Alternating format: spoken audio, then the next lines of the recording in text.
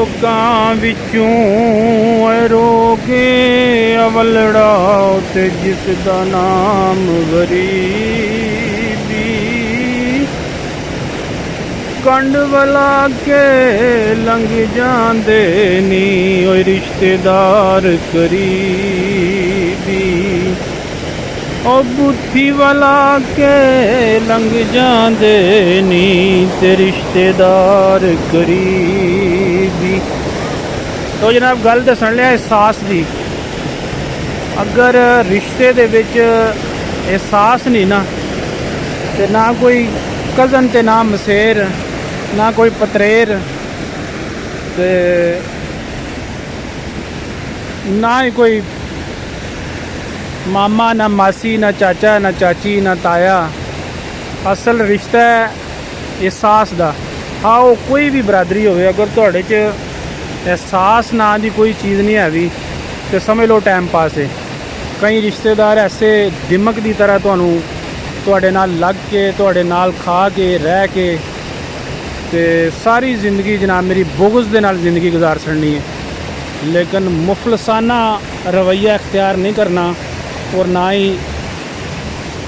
इस किस्म की सोच रखनी है कि भी इस बंदे नाल मेरा एक रिश्ता है और मेरी एक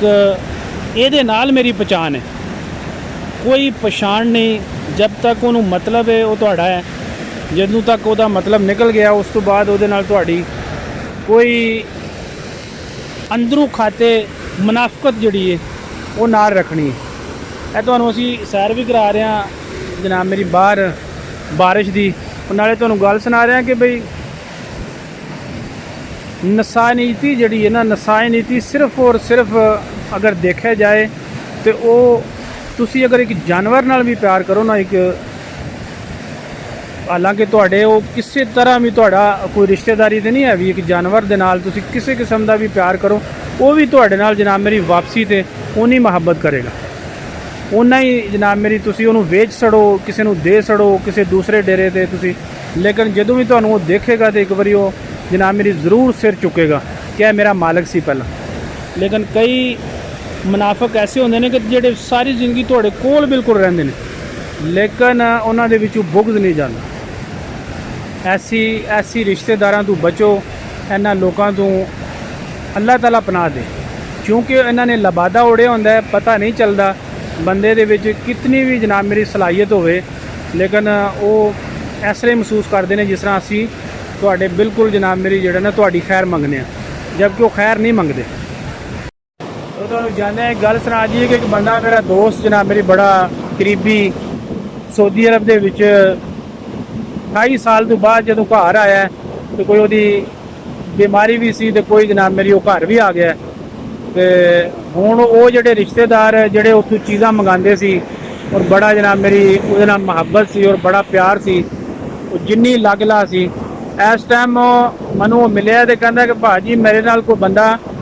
सलाम दुआ भी लैके राजी नहीं है भी किधरे सिगरट ना मंग ले, किधरे चाह ना पिलानी पै जाए, क्योंकि हालात हुण खराब हो गए ने और हालात उस तरह के नहीं रहे जिहड़े कि पहलां सन। ते अपने परदेसी भरावां वास्ते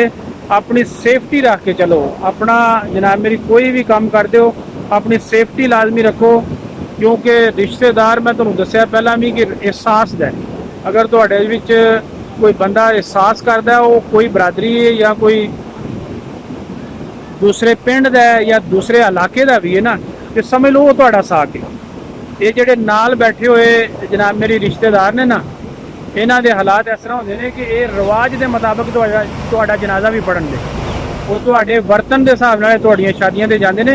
ये रिश्तेदारी नहीं, रिश्तेदारी मुफलसाना ये ढिड्डू मुहब्बत का गल,